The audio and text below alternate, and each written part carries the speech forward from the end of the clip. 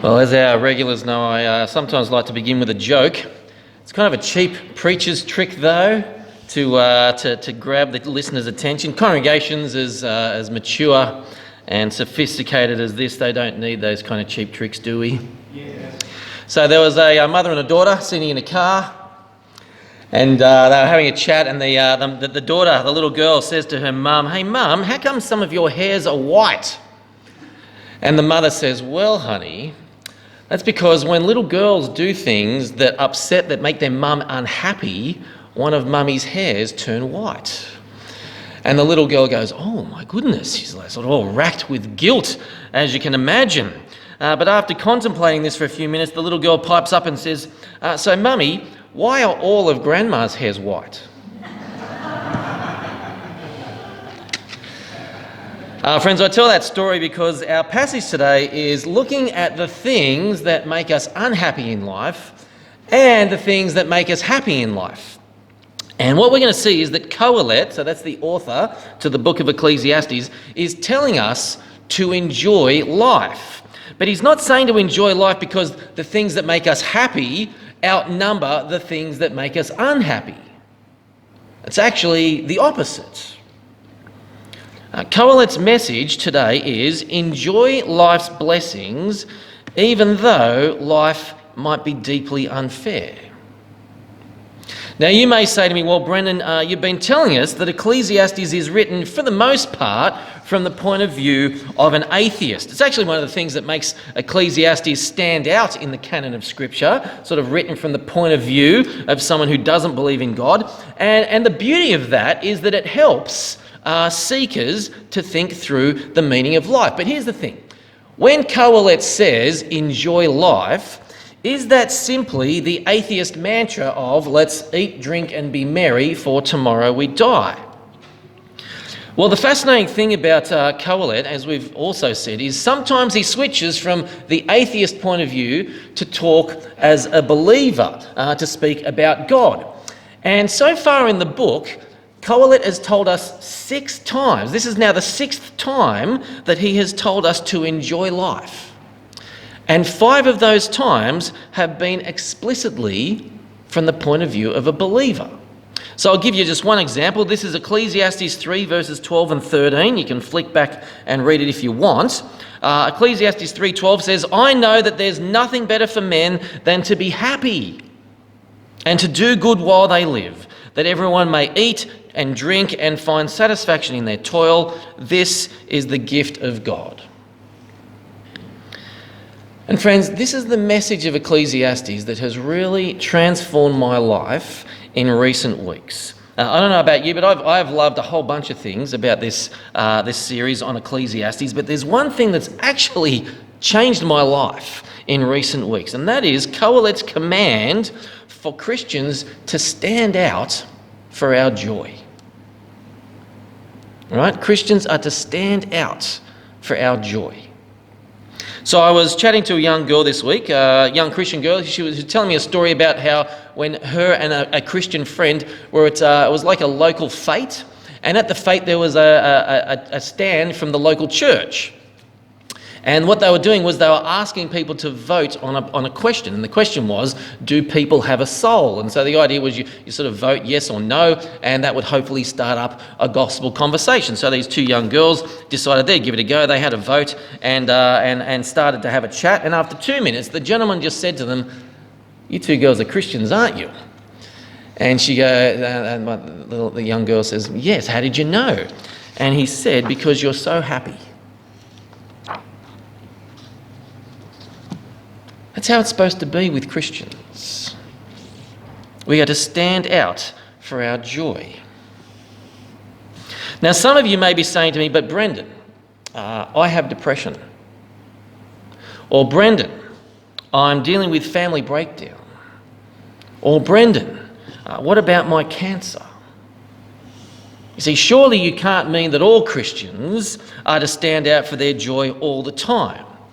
Well, this passage is not saying that Christians have to have a sunny disposition 100% of the time, all right? There are things that upset us, and we're going to be talking about that. But what this passage says is all Christians should be known for their joy. Not all the time, but should be known for their joy. And I've got 3 points to help us see this today, as you can see on your sermon outline. So we're going to begin by seeing how Qohelet is very honest about how life can be unfair sometimes. There are bad things that will happen. There are things that will bring us down. And so our first point is titled, What Makes Us Unhappy? We're allowed to be unhappy as Christians. But at the same time, Qohelet says life is also full of blessing. Full of blessing. And so I've titled our second point, What Makes Us Happy? Now, our third point is going to then tie these two together by showing that even though life can be quite unfair at times, and we should be unhappy about that, God wants his children to also at times be joyful and happy. And I've titled our third point, What Brings Us Joy? So I hope I've sort of explained exactly or adequately enough what we're doing today. We're looking at how we can be the kind of Christians who are not joyful all the time, but who stand out for our joy. Who stand out for our joy. So let's have a look at what makes us unhappy, what makes us happy, and then what brings us joy. And we kick off in Ecclesiastes 9 verse 1.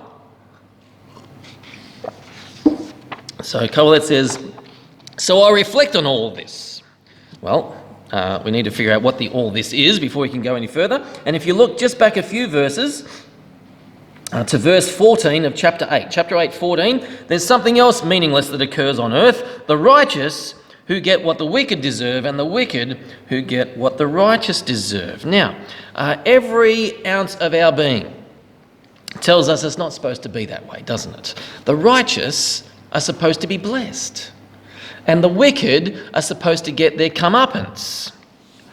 But Qohelet, when he reflected on this, verse 1, what is it? He said he concluded that the righteous and the wise and what they do are in God's hands, but no one knows whether love or hate awaits them. All share a common destiny, the righteous and the wicked, the good and the bad, the clean and the unclean. So what he's saying here is, no matter how good you are, how moral you are, how hard you work, how generous you are, how wise you are just as likely to face trouble, to face adversity, and even to face death as the wicked are, and the immoral, and the lazy, and the stingy, and the foolish. Give me an example. Do you remember Fred Hollows? All right, he was an eye doctor here in Sydney. He spent years working in remote Indigenous communities, helping with eye problems, and then he would go around to some of the poorest countries on the earth to train the eye surgeons over there and help them figure out cheap solutions for eye problems. Now, even though his qualifications could have made him millions, he spent most of his money and his time and his energy helping the poor. He was a real-life modern-day saint. Yet he died at age 63 of cancer, 2 years before retirement. Now, Qohelet actually says the exact same thing down in verse 11. He's saying the same thing. Have a look. I've seen something else under the sun. The race is not to the swift or the battle to the strong, nor does food come to the wise or wealth to the brilliant or favour to the learned, but time and chance happen to them all. Now again, every fibre in our being tells us that the wise should be able to put food on their table and that the brilliant should be able to get paid in the end. But sometimes they don't. All right, in 2008, American athlete Lola Jones was the world record holder for the 60-metre hurdles. That year, she won the World Indoor Championships and the World Athletic Championships for the 100-metre hurdles, making her the favourite to win the 100-metre hurdles at the Beijing Olympics. But on the penultimate hurdle in the gold medal race, she tripped and ended up coming in 7th. All right, sometimes the race is not to the swift. Sometimes really nice people get dealt really bad hands in life. But here's the thing.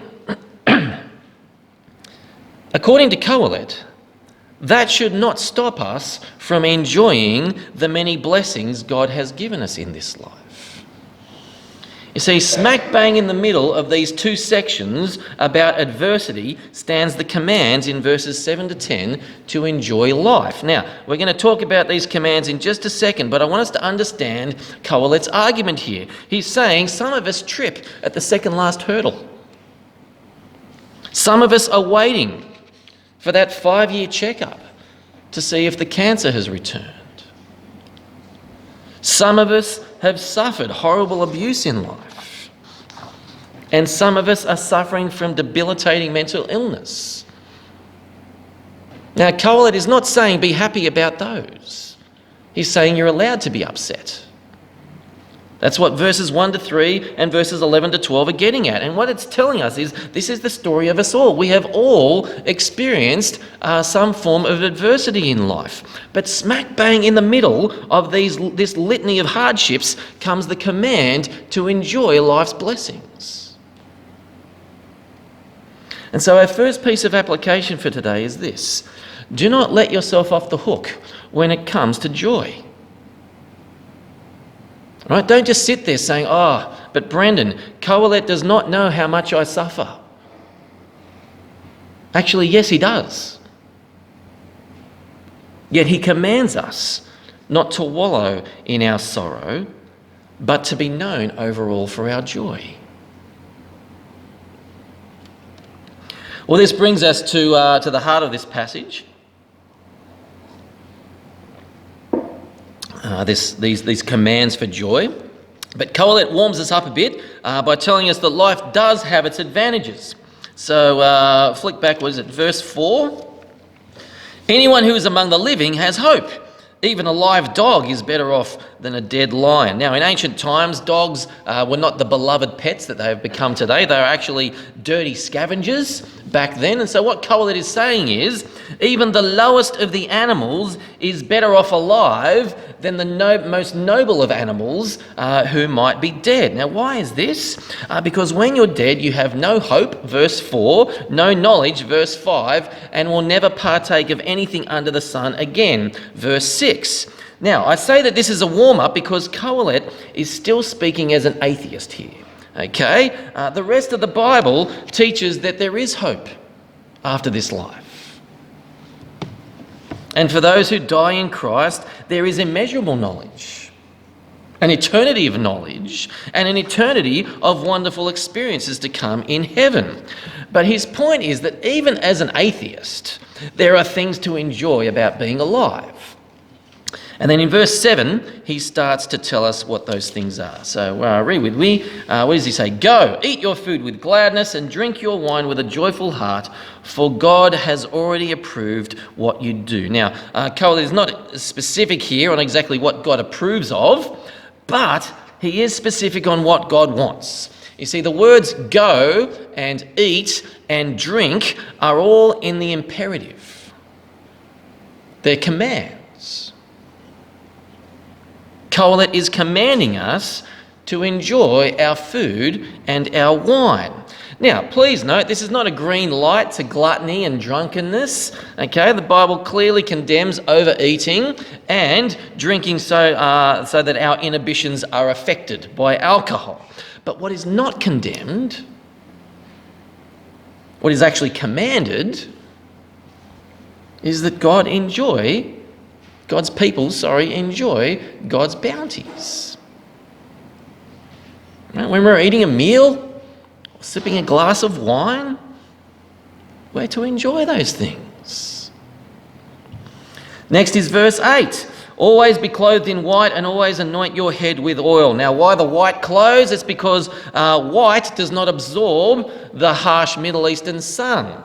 All right, it's the comfortable choice. And why do you anoint your head with oil? Because that was one of life's luxuries back then.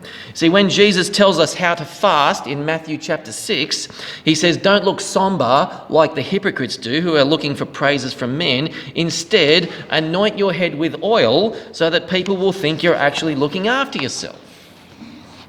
Now again, Qohelet is not advocating that we spend thousands of dollars on Armani or Oroton or Chanel.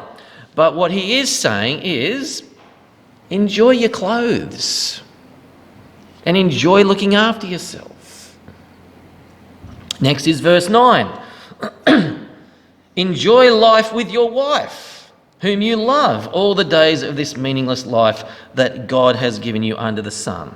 Now, please don't hear Qohelet advocating for husbands to use their wives for their own gratification or vice versa, right? Husbands and wives are not objects that are there for our entertainment, but he's saying enjoy yourselves together. Enjoy the one you love. And then finally, verse 10, enjoy your work. In fact, do it to the best of your abilities, he says, so you can get maximum enjoyment from the fruits of your labour. Now, what is Qohelet getting at here? He is saying that God has given humanity all manner of blessings. Right? These are but a selection. And those blessings have been bestowed on you and me for our enjoyment. The Apostle Paul says the exact same thing in 1 Timothy 6:17. If we don't enjoy God's bountiful blessings, then we are nothing more than spoilt little entitled brats. So our second piece of application for today, it's simple. You don't have to enjoy everything in life, but enjoy the little blessings that God gives us. Enjoy them. But these two pieces of application don't fit together neatly. They leave one big question. How do we do this? Right, how can I enjoy my meal when I'm seriously worried if I'm going to be able to afford to buy the next one? How can I enjoy just one glass of wine when I'm actually weighed down with clinical depression? How can I enjoy my wife when we're constantly at each other's throats? How can I look presentable when my body is riddled with cancer? Well, the answer to these questions is, like I said at the beginning, we don't have to be happy all the time, but we need to change our focus, right? We need to stop focusing on all the things that make life unfair. Doesn't mean we ignore them, but we take our gaze off them and we turn our gaze to God's blessings. So let me explain it this way. Who can tell me what Jesus' first miracle was? Does anyone remember that? Jesus' first miracle? Water to wine. John chapter 2. Okay? In John chapter 2, Jesus and his disciples are invited to a wedding in Cana where a very serious social faux pas occurs. The wine runs out. Now, why is this so serious? Because back then, in Jesus' day, the groom had one job, just one job, and that was to keep the wine flowing. Now, why was that so important? Because wine in the Bible is a symbol of joy. And if the wine stops, then the joy stops at this wedding. And so when the wine runs out, this poor groom, he's about to be cancelled, ancient wise, all right? He would carry that for the rest of his life. He would be known as the guy who ran out of wine at his wedding. And so Mary, Jesus' mother, asks her son to do something. Now, given that this is Jesus' very first miracle, it is unlikely that Mary was expecting Jesus to perform a miracle. What we think was going on was Mary just knew Jesus was the most compassionate person she'd ever met, that had ever walked the earth, and that he would move heaven and earth to help this poor groom out. And so what Jesus does was he says, okay, he gets the servants to fill these 6 large stone water jars that were used for ceremonial washing and fill them with water. And when they draw some out and take it to the master of the banquet to taste, the water has been turned into fine wine. Now, what's going on here? He has 6 stone water jars. They each held about 100 litres. So that's 600 litres of fine wine. That's 800 bottles of fine wine. Now, at say $100 a bottle, that's $80,000 worth of fine wine. But it's not the price that is really surprising here. It's that Jesus made way more wine that would be needed at that wedding. He has a habit of doing that. When he fed the 5,000 or the 4,000, there was always baskets and baskets of leftovers, wasn't there? So why does Jesus keep doing this? Why does he make way more food or wine than could ever be needed? It's because Jesus is the master of the banquet.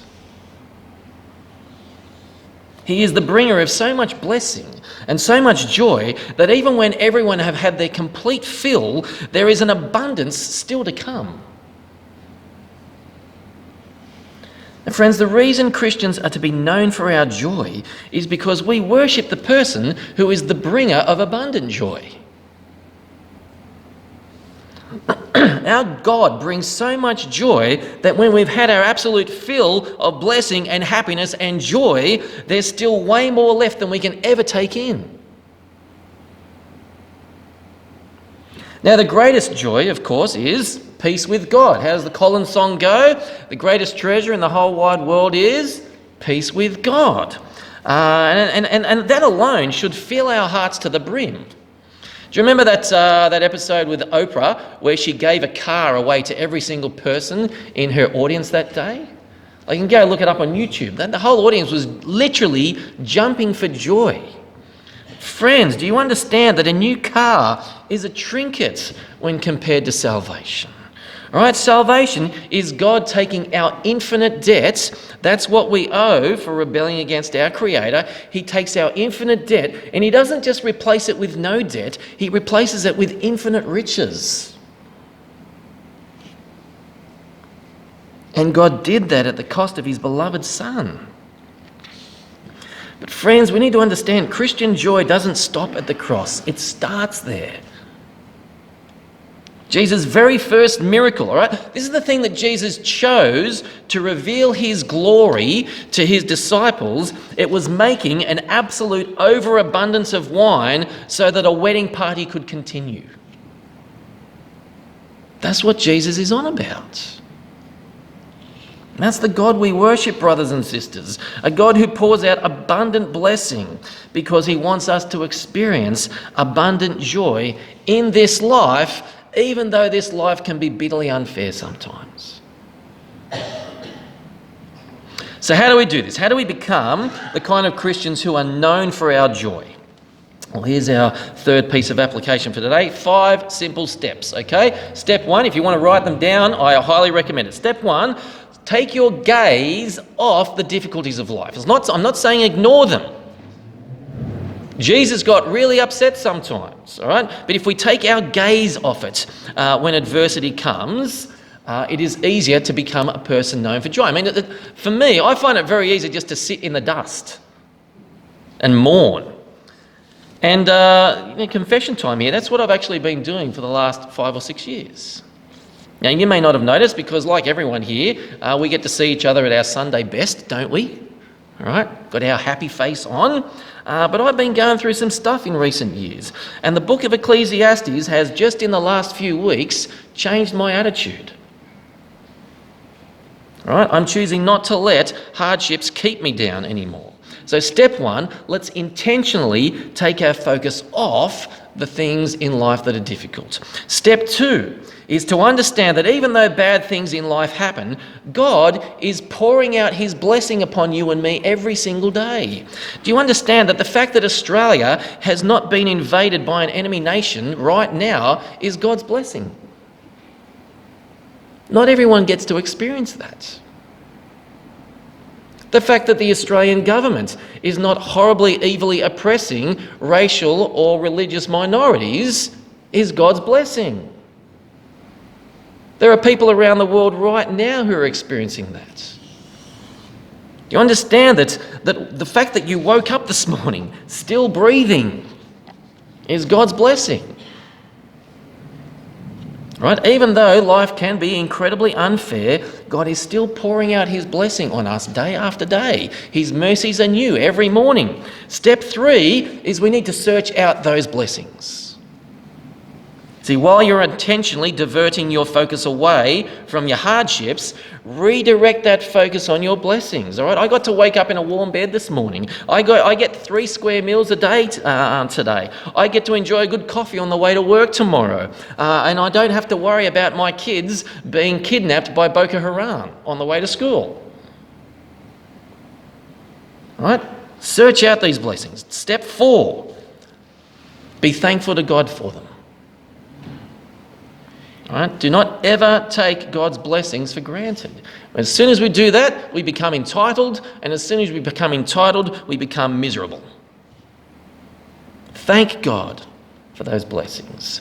And then step 5, enjoy them. Enjoy God's blessings.